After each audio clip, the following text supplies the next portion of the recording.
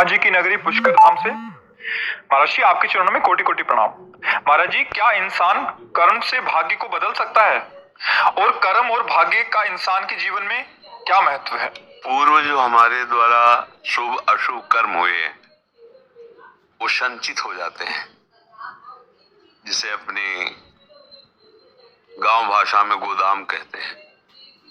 कर्मों का हमारा गोदाम रखा हुआ है, उसे शास्त्रीय भाषा में संचित कर्म कहते हैं। उससे कुछ कर्म निकाल के शुभ और अशुभ शरीर की रचना होती है। दोनों मिश्रित है, शुभ कर्म और अशुभ कर्म। अब उनके द्वारा रचित शरीर से हम चाहे अशुभ कर्म करें या शुभ करें, ये क्रियमाण होगा, इसका उससे कोई जुड़ाव नहीं है। आप शुभ कर्म करोगे और आपका अशुभ कर्म का परिणाम आ रहा तो आपको भारी दुख भोगना पड़ेगा। शुभ कर्म करते हुए भी आप अशुभ कर्म वर्तमान में कर रहे हैं, आपके शुभ कर्म का परिणाम आ रहा, बड़े सुखी दिखाई दोगे। जितने समय तक वो शुभ रहेगा।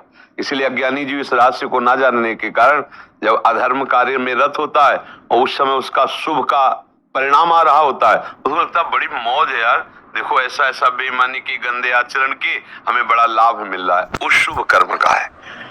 अब हमारा भाग्य बदलने का ये मानव देह देकर भगवान ने अवसर दिया है। हमारा भाग्य दो ही से रचा है, शुभ और अशुभ से, और कुछ नहीं हमारे भाग्य में, केवल शुभ और अशुभ है। भगवान कृपा करते हैं तो हमारा सौभाग्य उदय होता है। जब द्रवहि दीन दयालु राघो तो साधु संगति पाइए। ये भगवान की कृपा से हुआ।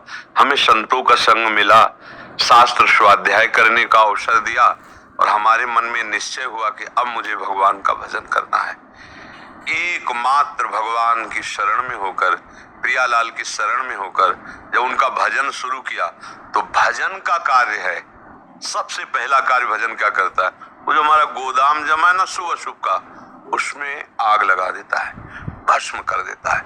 जब तक वो भस्म नहीं होता है तब तक हमारे अंदर शुद्ध ज्ञान प्रकट नहीं होगा। जहां हमारे अंदर शुद्ध ज्ञान प्रकट हुआ तो प्रारब्ध भोग हमारे लिए खिलवाड़ हो जाता है। जो शुभ अशुभ कर्मों का परिणाम है ना, वो शुभ में हर्षित नहीं होगा और अशुभ में शोकित नहीं होगा। अब वो आगे बढ़ पड़ा, अब उसका भाग्य बलवान होता चला जा रहा है, क्योंकि शुभ अशुभ से रहित होकर वो जीवन मुक्तता की तरफ बढ़ रहा है। तो बोले बड़े भाग पाई सत्संगा। भाग कब बड़े हुए? शुभ अशुभ से रहित होकर। कब? विनय प्रयास होई भव भंगा। अब संसार से मुक्त होने का अवसर आ गया।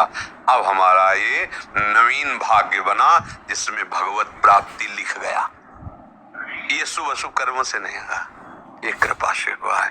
गुरु कृपा से, संत कृपा से, शास्त्र कृपा से ये हमें अवसर मिला हुआ है। समझ पा रहे आप जी? महाराज जी आपके चरणों में कोटि कोटि प्रणाम। महाराज जी, ब्रह्म, परमात्मा, भगवान, त्रिपाद विभूति का ज्ञान क्या है? आत्मा का स्वरूप क्या है? उसका ज्ञान कैसे हो? भक्तजन जिन्हें